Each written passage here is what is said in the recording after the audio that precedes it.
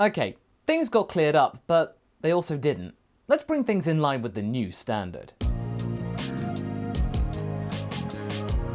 Hey folks, MasakoX here. Now, I know that a lot of you wanted more of this, but the reason why this took so long to do was because I had no intention to do so. As far as I was concerned at the time when I wrote part 3, this was pretty much wrapped up with Ranch and Trunks coming back to the future, and then sorting out the androids accordingly, and then the future could be rebuilt pure and simple. But then again, that turned out not to be the case, and I was a bit quick to judge there.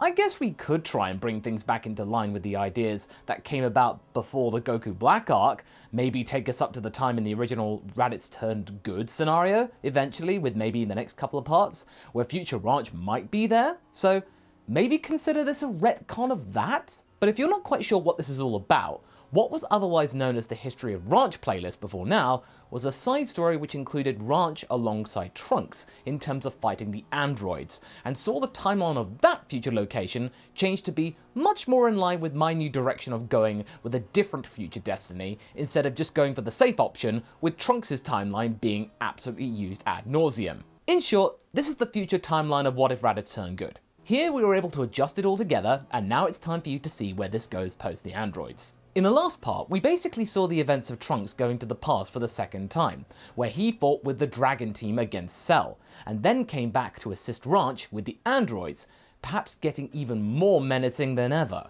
However, Trunks here was simply far too strong for the daughter of Raditz.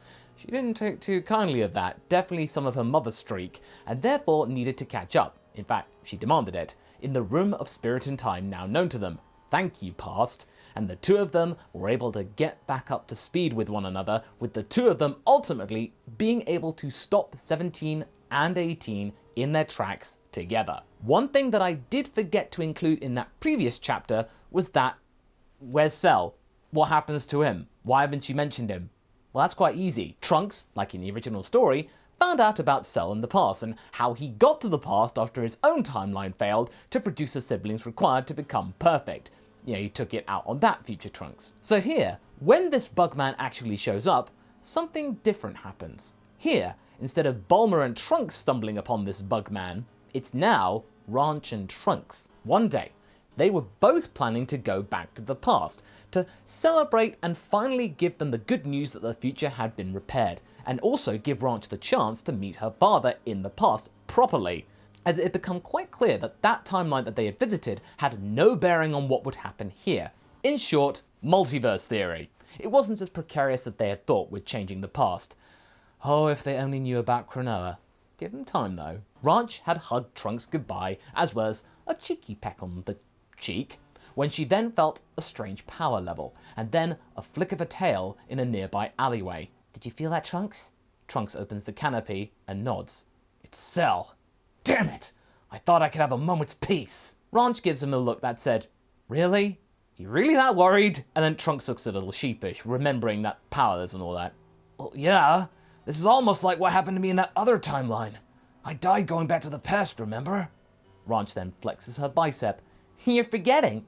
You didn't have prodigious backup with you. Or your other you didn't. I'll handle this. You go back. Are you sure? You wanted to go so badly, though. Ranch shrugs. A chance to have a good fight is a fair substitute. Now get going. Trunks gazes at her in a mix of awe and then knowing. She is just like Raditz after all. As Trunks launches into the air, this is when Cell strikes, but is then grabbed by the tail as he leaps up to try and grab the machine's leg. Ew, says Ranch. A bug. What? Cell is slammed into the concrete below, and Trunks vanishes off into the past, unaffected. What have you done? That was my only chance to become. Perfect? Spare me. I know what you're planning, or we're planning, Cell. What? How do you know my name? I've been so careful to stay out of your way, your meddling ways, ever since you destroyed my brother and sister. Wait, you are related to them? Well, they were monsters, sure, but they at least were good looking. You though look like the thing I used to squish underfoot many times as a kid, which I'm more than happy to replicate for you. Cell's inner Saiyan is now starting to bubble up to the surface. Now knowing that his mission is compromised, he's basically failed, he may as well take out his anger and frustration about this fact on this foolish girl. I knew it. I didn't want to believe it, but they are really gone. Things have been too quiet around here. But let's liven things up. I'll teach you that it's a big mistake to get in my way, girlie. Okay, sure. Let's take this somewhere else, though. Somewhere.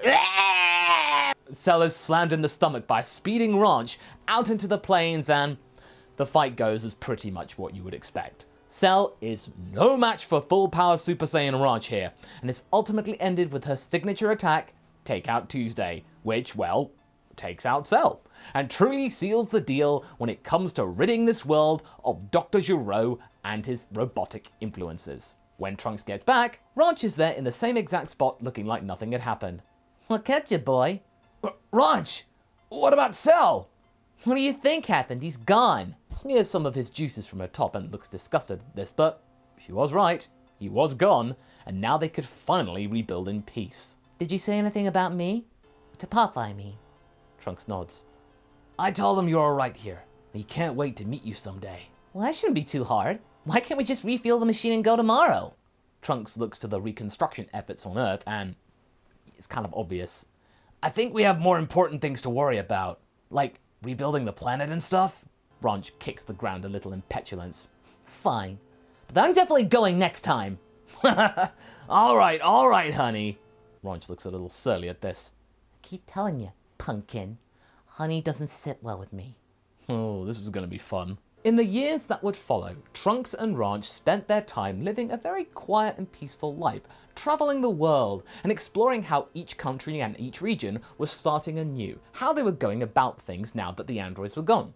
The pair of them had garnered actually a following since news got around that it was them both who had not only defended the world as best as they could against the androids for so many years, but also were the ones to end their tyranny. They were heroes, and one thing was for sure, if Ranch and Trunks were going to be in the limelight, the other Dragon Team members would be remembered as well for their efforts. Gohan, Raditz, Goku, Tenshin, Clearin, they would all survive in memory. When it came to settling down and starting a family, they were admittedly considering it since things had gotten pretty calm, but the moment that they actually started to try and have kids, that is when the Supreme Kai got in the way, as usual. With his guidance though, the pair of them were able to train some more on the sacred world of the Kais, and Ranch got to meet Raditz for the first time in almost 20 years. Their embrace was the longest, most primal, and most emotional that Trunks had seen from Ranch in a very long time. Raditz had been able to keep his body despite his evil past working with the Frieza Force. Goku had managed to swing that with King Yama, saying that his good deeds defending Earth as well as actually changing sides were enough to make up for his nefarious past. He had saved thousands of lives. I can't believe it. You've gotten so big and so strong. Super Saiyan 2? It's crazy. Help out an old man and teach me some of that, will ya? Papa, soon enough, I'll be older than you.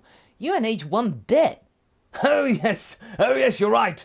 Man aging's weird around here. The conversation then takes a turn. Is Mom alright? Did she keep her body? Raditz then looks uncomfortable, remembering something sordid. No. Wait, why? Surely she did enough to keep her body.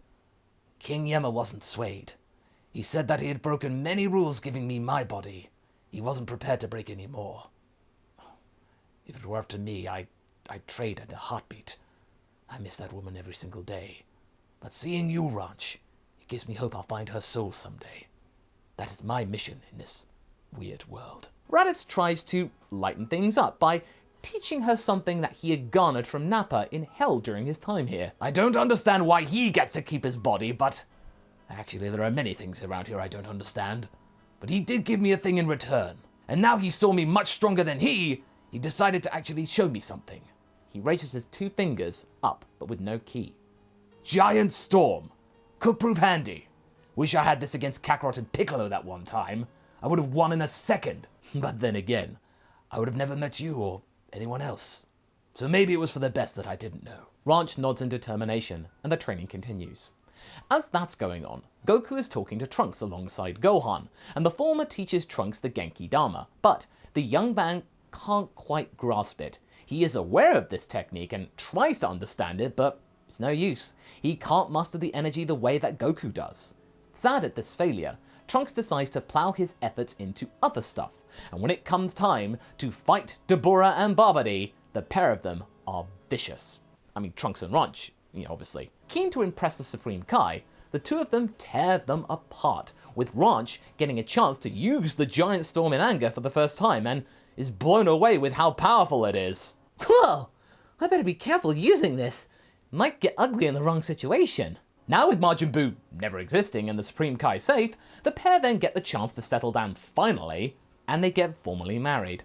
The ceremony is a joyous occasion with the world's reconstituted media celebrating alongside them. The world's press went crazy. The heroes of Earth were now starting a family, and soon enough, twins were born to the couple, a boy and a girl, and their names? Balsa and Greta. Balsamic vinegar and Greta from the word vinaigrette, so different types of dressing. Basically in this timeline, they were treated like royalty, without the titles of course, but they were basically the biggest celebrities going. But all that would change once you-know-who showed up. One day, word got about that a being had started to cause trouble across the planet, and their destruction was even more vicious than the androids. Those two at least allowed some people to escape, and they were trying to mainly have fun amidst their carnage. They weren't that vicious in a way, but this other entity spared nobody. They would dub this entity Black. Soon enough, the help of Ranch and Trunks was called upon, and despite not training as much since having Balsa and Greta, choosing to have effective semi-retirement, they were still ready to go with Bulma looking after the twins. When the pair of them fought Black, they were bowled away. They couldn't get rid of him quickly, and on their first encounter, they fell, and they were lucky to escape. With Black emboldened with this first victory, his attacks increased in scope and rapidity. In just weeks, the world was torn apart again. All of that effort been just for naught. Ranch and Trunks powerless to stop him, and they were lucky to save people instead of stopping the enemy. Granted, Black's power wasn't as strong as them combined, but his ki was ridiculous in that it was so different. They couldn't get a handle on it. It felt godly for some reason, despite his visage looking like Goku. Ranch had no clue what was going on, but it messed her up seeing her uncle going on this mad spree. It was too overwhelming that it actually played into Black's hands. He could use this. He knew that this unsettled them, so therefore, he used this even more against them in this timeline. And it all came to a head one day. In a bid to truly unnerve them past the point of fight, Black slunk into the domicile of Capsule Corp, or what was left of it, and did something horrific. Balsa and Greta awoke from their nap one night, not to see their father or mother looking back at them, but the cold and twisted grin of Black. And the next thing they saw was darkness. By the time Ranch and Trunks could get back to help, it was too late. Black was there, waiting for them, saying nothing, but simply laughing. He knew what he had done.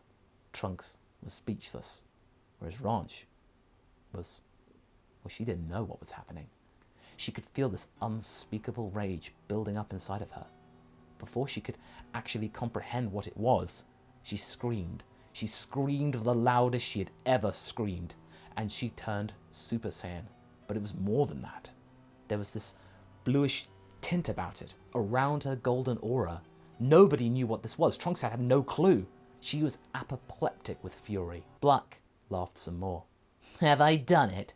Have I gotten under your skin after all these encounters? Go ahead. Let it all out.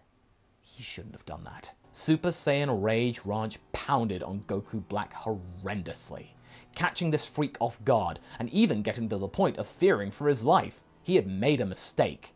The fight wasn't that long, but it was enough to badly injure Black. He was cornered in a pile of rubble that was once the twins' room and looked, for the first time in his existence, scared. What is this? Ranch, through gritted teeth, walking towards him, spat out only 2 words. Love. Sorrow. Black didn't understand this, but he had luck on his side. Before Ranch could finish him off, he simply vanished. All that could be seen about his disappearance was a purplish keyblade swipe that cut through the air and into Ranch's torso, distracting them before nothing happened. Nothing was around. Only death. Ranch fell out of a rage and collapsed, out cold. Trunks rushed over to her, but she was out of it, and would be for the foreseeable future. Despite eventually coming to, Ranch was unresponsive. The loss of her children was too much to bear. Even Trunks hadn't the heart for fighting or defending.